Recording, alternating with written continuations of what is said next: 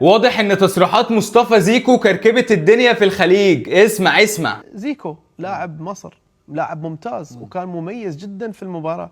ده رد الاعلام الخليجي على تصريحات مصطفى زيكو انه منتخب مصر احسن منتخب في افريقيا. كمل. طلع صرح قال احنا حاليا احسن منتخب في افريقيا. زيكو قال احنا احسن منتخب في افريقيا واحنا مش مشكلة، ولكن لازم تستشهد كلامك بشنو؟ بحقائق. ايه وادله كذلك. ما ينفع انك تخلط الماضي مع الحاضر. خلينا لما نتكلم انا وياك نثبت، انا وياك راح نتكلم في الماضي ولا في الحاضر؟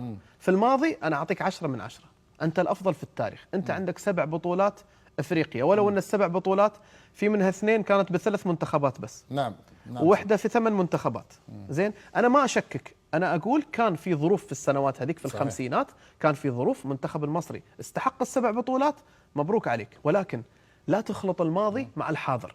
لما تريدنا نتكلم بالماضي، نتكلم بالماضي. منتخب مصر أسطورة أفريقيا، سواء في كنادي الأهلي المصري أو كمنتخب مصر. ولكن من نجي نتكلم بالحاضر، الأرقام تقول أن هناك منتخبات أفضل من منتخب مصر. أنا ما راح أحدد بالاسم.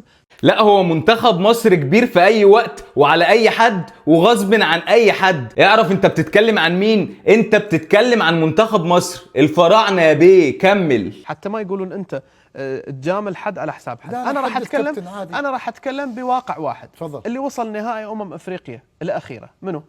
منتخبين، من هم؟ السنغال والمغرب. أنا بالنسبة لي السنغال والمغرب أفضل من مصر. أنا أتكلم بلغة الأرقام والواقع. إذا أنت حاليا أفضل منتخب في إفريقيا، ليش ما وصلت للنهائي؟ شنو اللي منعك توصل للنهائي؟ إذا أنت مو أحسن منتخب في إفريقيا. من تقول أنا أحد أفضل منتخبات إفريقيا، أنا أقول لك أنا أحترمك، فعلا أنت أحد أفضل منتخبات إفريقيا.